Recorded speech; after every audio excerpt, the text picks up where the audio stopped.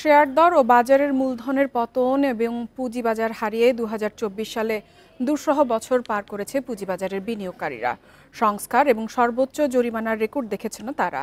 বিক্ষুব্ধরা তালা ঝুলিয়েছিল পুঁজিবাজার নিয়ন্ত্রক সংস্থা বিএসইসিতে। রাজনৈতিক পট পরিবর্তনের পরপরই বিদায় নিতে হয় শিবলি কমিশনকে। সংস্কারের পথ ধরে গঠিত হয় নতুন কমিশন, এতেও আস্থা ফেরানো যায়নি বিনিয়োগকারীদের। ২০২৪ সালের ১ জানুয়ারি ঢাকা স্টক এক্সচেঞ্জ ডিএসইর প্রধান সূচক ডিএসইএক্স ছিল ৬,২৩৩ পয়েন্ট। বছর শেষে ৩০ ডিসেম্বর তা দাঁড়িয়েছে ৫,২১৬ পয়েন্টে। ১ জানুয়ারি ডিএসইর বাজার মূলধন ছিল ৭,৮০,৮২৩ কোটি টাকা, আর এখন তা ৬,৬২,৬১৯ কোটি টাকা। এক বছরের ব্যবধানে ডিএসইর বাজার মূলধন হারিয়েছে প্রায় ১,১৮,০০০ কোটি টাকা। জুলাই বিপ্লবের পর রাজনৈতিক পটপরিবর্তনে শেয়ার বাজারে চাঙ্গা ভাব আসলেও তা স্থায়ী হয়নি বেশিদিন। পতনের ধারাবাহিকতায় ২৮ অক্টোবর ডিএসইএক্স সূচক কমে ৪,৮৯৮ পয়েন্ট নেমে আসে, যা ছিল ৪ বছরের মধ্যে সর্বনিম্ন। আওয়ামী লীগ সরকারের পতনের পরপরই রদবদল করা হয় বিএসইসির শীর্ষ পদে। বিদায় নেন আলোচিত চেয়ারম্যান শিবলি রুবায়েতুল ইসলাম।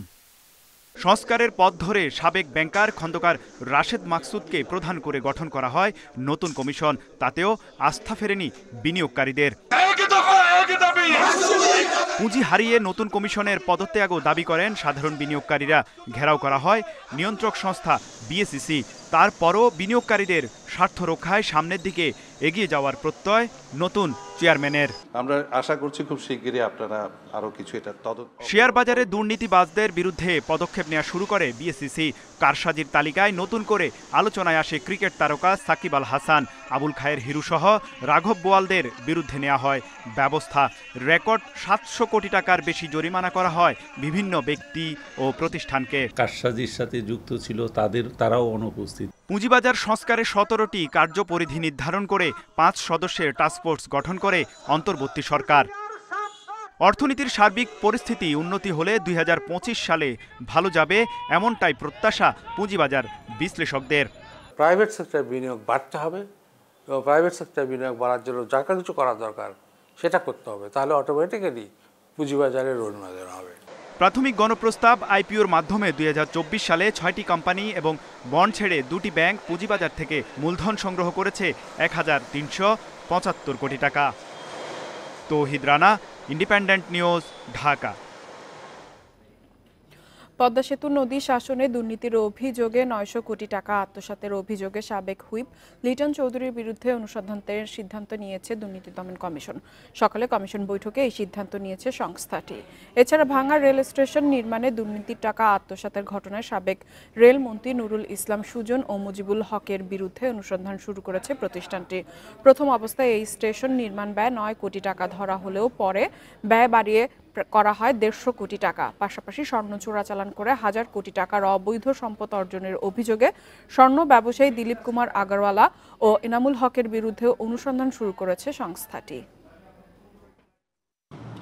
জনাব দিলীপ কুমার আগরওয়াল কেন্দ্রীয় শিল্প ও বাণিজ্য বিষয়ক উপকমিটির সদস্য বাংলাদেশ আওয়ামী লীগ ও জনাব এনামুল হক দোলন বাংলাদেশ জুয়েলার্স সমিতির বহিষ্কৃত সাবেক সভাপতির বিরুদ্ধে সিন্ডিকেটে সোনা চোরাচালান করে আওয়ামী লীগ আমলে হাজার কোটি টাকার মালিক হওয়ার অভিযোগের বিষয়ে অনুসন্ধানের সিদ্ধান্ত গৃহীত হয়েছে।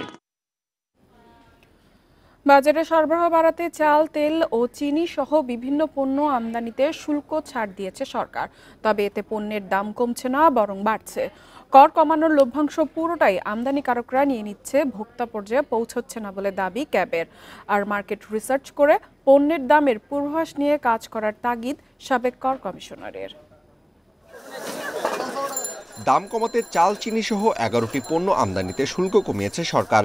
কোনোটির শুল্ক প্রত্যাহার করা হয়েছে পুরোপুরি, তারপরও কমেনি দাম, বরং বেড়েছে। চালের বাজার নিয়ন্ত্রণে নভেম্বরের শুরুতে ১৫% আমদানি শুল্ক ও ৫% রেগুলেটরি শুল্ক প্রত্যাহার করে সরকার। গেল ২-৩ সপ্তাহের ব্যবধানেই সব ধরনের চালের দাম প্রতি কেজিতে বেড়েছে ৮ টাকা পর্যন্ত। এদিকে চিনি আমদানিতে নিয়ন্ত্রকমূলক শুল্ক ৩০% থেকে কমিয়ে ১৫% করা হয় ৮ অক্টোবর। তবু গেল 1 মাসের ব্যবধানেই প্রতি কেজিতে দাম বেড়েছে 5 টাকা পর্যন্ত। বর্তমানে খোলা চিনি বিক্রি হচ্ছে 132 থেকে 135 টাকায়। এদিকে সয়াবিন তেল আমদানিতে 2 দফা শুল্ক কমিয়ে 5% নির্ধারণ করে সরকার। এরপরই আবার প্রতি লিটার বোতলজাত তেলের দাম বাড়িয়ে 167 থেকে করা হয় 175। বাড়তি লাভের আশায় সংঘবদ্ধ চক্র বাজারে কৃত্রিম সংকট তৈরি করেছে বলে অভিযোগ উঠেছে। সিন্ডিকেটটা এমন যে একটা দোকানদার যদি বলে 100 টাকা, তাহলে প্রত্যেকটা দোকানদারই 100 টাকা। যে কেউ বলবে যে ভাই আমি 90 অথবা 80, সেটা না। যে দাম এগুলা তো আসলেই খারাপ লাগে, যে এটা দৌড়িয়ে 180 টাকা 100 টাকা কেজি। আমদানি শুল্ক বা অন্যান্য ট্যাক্স যখন কমানো হয়, এটা সুফল কিন্তু ভোক্তা পর্যায়ে আসে না। তো আমরা ইতিমধ্যে যেটা দেখেছি, এটার পুরো সুফলটাই আমাদের যারা আমদানিকারক, পাইকারি ব্যবসায়ী বা বড় কর্পোরেট গ্রুপ, তারাই কিন্তু পুরোটাই নিয়ে নিচ্ছেন। শুধু শুল্ক কমালেই সমাধান মিলবে না। বাণিজ্য মন্ত্রণালয় সহ সব পক্ষকে দ্রব্যমূল্যের পূর্বাভাস নিয়ে মার্কেট রিসার্চ করার তাগিদ বিশ্লেষকদের। আমাদের চাহিদার যে পূর্বাভাস, এটি কিন্তু নিরূপণ করে সরকারকে আগাম জানাতে হবে, যে আপনার সরকারকে জানাবে বাণিজ্য মন্ত্রণালয়কে যে 3 মাস পরে এই পণ্যের ঘাটতি হবে, 6 মাস পরে এটা আমাদের দরকার হবে। এদিকে পেঁয়াজ আমদানিতে 10% করের সম্পূর্ণই প্রত্যাহার করা হয়। তাও নভেম্বর ডিসেম্বরে আমদানি করা পেঁয়াজ বিক্রি হয়েছে 100 থেকে 120 টাকা কেজি দরে। তবে মাস শেষে তা কিছুটা কমেছে। Amirul Islam, independent news, Dhaka.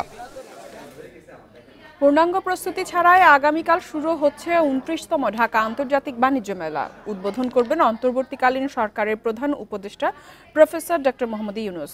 জুলাই অভ্যুত্থানের স্মৃতি ঘিরে সাজানো হচ্ছে মেলা। এবারই প্রথম অনলাইনে মিলছে টিকিট। এদিকে দীর্ঘদিনেও আন্তর্জাতিক মানের হয়ে উঠতে পারেনি বাণিজ্য মেলা, মন্তব্য করেছেন বাণিজ্য উপদেষ্টা শেখ বশিরউদ্দিন। হাতুড়ি পেরেকের শব্দ আর রংতুলির আঁচড় এখনো চলছে। পূর্বাচলে বছরের প্রথম দিনই আন্তর্জাতিক বাণিজ্য মেলা বসলেও সাজসজ্জার অনেক কিছুই রয়েছে বাকি। আমাদের সব প্রস্তুতি রেডি, এখন একদম ফাইনাল টাচটা লাগছে। জাস্ট এটা হয়ে গেলে আমাদের সব ফ্রিজগুলি এখানে চলে আসবে। আমরা আজকে বিকেলের মধ্যেই আমরা আমাদের সম্পূর্ণ কার্যক্রম শেষ করতে পারব। এবারে মেলায় ছাত্র জনতার আত্মত্যাগের প্রতি সম্মান জানিয়ে তৈরি করা হয়েছে জুলাই ও 36 চত্বর নামে আলাদা দুটি কর্নার। সংবাদ সম্মেলনে বাণিজ্য উপদেষ্টা জানান, বিভিন্ন ক্যাটাগরির 361টি প্যাভিলিয়ন স্টল থাকছে। অংশ নিচ্ছে ভারত, পাকিস্তান সহ 7টি দেশের প্রতিষ্ঠান। ক্রেতা দর্শনার্থীদের যাতায়াতের সুবিধার্থে আলাদা বাস সার্ভিস দিচ্ছে বিআরটিসি। লোকাল ইন্ডাস্ট্রি ফোকাস হয়ে গিয়েছে। সো এটার নামও সম্ভবত 2-1 বার পরিবর্তন হয়েছে, বাণিজ্য মেলা, আন্তর্জাতিক বাণিজ্য মেলা, শুধু বাণিজ্য মেলা। সো আমার ধারণা আস্তে আস্তে এটা রূপান্তরিত হবে। এটা যে শেপ ডিজার্ভ করে, সেই শেপে একদিন এটা ইনশাল্লাহ যাবে। তবে আমাদের আগ্রহের জায়গাটা যদি বলেন, সেটা হচ্ছে এটাকে আন্তর্জাতিক বাণিজ্য মেলায় নিয়ে যাওয়ার আমাদের আগ্রহ। মেলায় প্রবেশ মূল্য 50 টাকা, আর ছোটদের জন্য অর্ধেক। মাসব্যাপী মেলা প্রতিদিন সকাল 10টা থেকে রাত 9টা পর্যন্ত এবং ছুটির দিনে রাত 10টা পর্যন্ত চলবে। এবারই প্রথম ইপিবির সাথে পরিবহন অ্যাপ উবারে চুক্তি হয়েছে। মেলায় দর্শনার্থীরা আসা যাওয়ার ক্ষেত্রে পাবেন 50% ছাড়। ঢাকা আন্তর্জাতিক বাণিজ্য মেলায় প্রবেশের ক্ষেত্রে প্রথমবারের মতো ই-টিকিটিং ব্যবস্থা চালু করা হয়েছে। তবে দর্শনার্থীদের চাওয়া প্রযুক্তির প্রসারের পাশাপাশি সবচেয়ে বেশি নজর দেওয়া প্রয়োজন পণ্যের গুণগত মান বৃদ্ধির ওপর। Shahid Ahmed, independent news, Purbachal, Narayanganj. বছর জুড়ে উচ্চ মূল্যস্ফীতি আর ডলার সংকটে বিপর্যস্ত ছিল দেশের অর্থনীতি। আগস্টে রাজনৈতিক পট পরিবর্তনের পর অন্তর্বর্তী সরকার আর্থিক খাত সংস্কারে কিছু পদক্ষেপ নিলেও গতি আসেনি অর্থনীতিতে। শ্বেতপত্রের মাধ্যমে আওয়ামী লীগ সরকারের ব্যাপক অর্থপাচার ও লুটপাটের চিত্র উঠে এসেছে। নানা অস্থিরতায় কঠিন সময়ের মধ্যে দিয়ে যেতে হচ্ছে বিনিয়োগকারীদের। তবে নতুন বছরে অর্থনীতি ঘুরে দাঁড়াবে বলে আশা তাদের। বিদায়ী বছরে সাধারণ মানুষ সবচেয়ে বেশি ভুগেছেন নিত্যপণ্যের উচ্চমূল্যে। টানা 8 মাস খাদ্যমূল্যস্ফীতি ছিল 2 অঙ্কের ঘরে। ফলে সংসার চালাতে হিমশিম খেতে হয় স্বল্প আয়ের মানুষের। বাংলাদেশ পরিসংখ্যান ব্যুরোর হিসেবে গত নভেম্বর মাসে খাদ্যমূল্যস্ফীতি বেড়ে দাঁড়িয়েছে 13.8%। বছরের শুরু থেকে কমতে থাকে বৈদেশিক মুদ্রার রিজার্ভ। দাম বাড়লেও ডলারের সংকটে সরকারের জরুরি আমদানিও বাধাগ্রস্ত হয়। গত 5ই আগস্ট ছাত্র জনতার অভ্যুত্থানে আওয়ামী লীগ সরকারের পতনের আগে পরে বেশ কিছুদিন অর্থনীতির স্বাভাবিক কার্যক্রমে গতি কমে। আর্থিক খাতে ব্যাংক ও পুঁজিবাজারের দুর্দশার চিত্র আরও স্পষ্ট হয়। রাজনীতি, আইনশৃঙ্খলা পরিস্থিতি সহ নানা অনিশ্চয়তার কারণে বিনিয়োগ প্রায় থমকে যায়। শিল্পাঞ্চলে তৈরি হয় অশান্ত পরিস্থিতি, বন্ধ হয়ে যায় প্রায় 200 কারখানা, কাজ হারায় প্রায় 1 লাখের বেশি শ্রমিক। সুরঙ্গের শেষ প্রান্তে আলোর রেখা দেখতে পাচ্ছি, সেই আশা নিয়ে কিন্তু আমরা এগিয়ে যাবার চেষ্টা করছি। অন্তর্বর্তী সরকার গঠনের পর আর্থিক খাতে শৃঙ্খলা ফিরিয়ে আনার চেষ্টা করা হয়। বিদায়ী বছরের অন্যতম বড় উদ্যোগ ছিল অর্থনীতি নিয়ে শ্বেতপত্র প্রকাশ। পদে পদে দুর্নীতির কারণে পরিস্থিতি কতটা খারাপ হয়েছে তা উঠে আসে শ্বেতপত্রে। এতে বলা হয়, আওয়ামী লীগ সরকারের আমলে বিদেশে পাচার হয়েছে প্রায় 28 লাখ কোটি টাকা। 1.5 দশকে সরকারি কেনাকাটা থেকে 2.5 লাখ কোটি টাকা ঘুষ খেয়েছেন রাজনীতিবিদ ও আমলারা। উন্নয়ন প্রকল্প থেকে লুটপাট হয়েছে 3.25 লাখ কোটি টাকা। বছরের পর বছর বিভিন্ন সমস্যার কারণে আগে থেকেই বিনিয়োগে গতি কম। জিডিপির শতকরা হিসেবে বেসরকারি বিনিয়োগ 3 বছর ধরে কমেছে। ধুকে ধুকে চলছে রাজস্ব খাত। চলতি অর্থবছরের প্রথম 4 মাসে শুল্ক কর আদায়ে ঘাটতি 30,768 কোটি টাকা। প্রত্যাশার তুলনায় যদি আপনার অর্জন বরাবরই ঘাটতি থাকে, তাহলে তো হতাশা তৈরি হবে এবং স্থিতিশীল থাকবে। দেশে কর্মসংস্থান তৈরির জন্য বাড়াতে হবে বিদেশি বিনিয়োগ। এজন্য রাজনৈতিক স্থিতিশীলতা ও আস্থা ফেরানোই বড় চ্যালেঞ্জ বলে মনে করছেন অর্থনীতিবিদ ও ব্যবসায়ীরা। তৌহিদ রানা, ইন্ডিপেন্ডেন্ট নিউজ, ঢাকা। বিশ্ববাজারে 1 দশকে স্বর্ণের দামে সবচেয়ে তেজি ভাব ছিল 2024 সালে। বৈশ্বিক অর্থনৈতিক অস্থিরতা, উচ্চ মুদ্রাস্ফীতি এবং মার্কিন সুদের হার বাড়ার প্রভাবেই স্বর্ণের দাম বেড়েছে বলছেন বিশ্লেষকরা। বিনিয়োগের ঝুঁকি এড়াতে স্বর্ণের ওপর আস্থাও রেখেছেন বিনিয়োগকারীরা। নিরাপদ বিনিয়োগ হিসেবে স্বর্ণ সবসময়ই বিশ্ববাজারে সমাদৃত। ভূরাজনৈতিক ও অর্থনৈতিক উত্তেজনা, জ্বালানির চাহিদা কমা সহ নানা অনিশ্চয়তায় বছর জুড়ে স্বর্ণের বাজার ছিল চড়া। বছরের শুরু থেকেই বিশ্ব বাজারে লাফিয়ে লাফিয়ে বাড়তে থাকে স্বর্ণের দাম। প্রতি আউন্স অর্থাৎ 28.3 গ্রাম স্বর্ণের দাম পৌঁছায় ইতিহাসের রেকর্ড $2,800 বা 3,44,000 টাকায়। বছরের শেষ দিনে স্পট গোল্ডের দাম 0.1 ভাগ বেড়ে প্রতি আউন্স $2,600 বিক্রি হচ্ছে। এছাড়া ইউএস গোল্ড ফিউচারও 0.1% বেড়েছে। বাজার বিশ্লেষকরা বলছেন, স্বর্ণের দাম আগামীতে আরও বাড়তে পারে। বিশ্বজুড়ে মুদ্রাস্ফীতি ও কেন্দ্রীয় ব্যাংকগুলোর নীতির কারণে মূল্যবান এ ধাতুটির চাহিদা বাড়ছে। এ ধারা চলতে থাকলে শীঘ্রই প্রতি আউন্স স্বর্ণের দাম $3,000 বা 3,70,000 টাকা ছাড়াতে পারে। এদিকে স্পট মার্কেটে রূপার দাম প্রতি আউন্স 3,500 টাকায় স্থিতিশীল আছে। প্লাটিনামের দামও $900 বা 1,10,000 টাকা অপরিবর্তিত রয়েছে। ইফাতারা, ইন্ডিপেন্ডেন্ট নিউজ। আর এই ছিল অর্থনীতি সারাদিনের আজকের আয়োজনে। ইন্ডিপেন্ডেন্ট টেলিভিশনের সব খবর আরও জানতে চোখ রাখুন ফেসবুক, ইউটিউব এবং এক্সে। আমন্ত্রণ আমাদের পরবর্তী সংবাদে।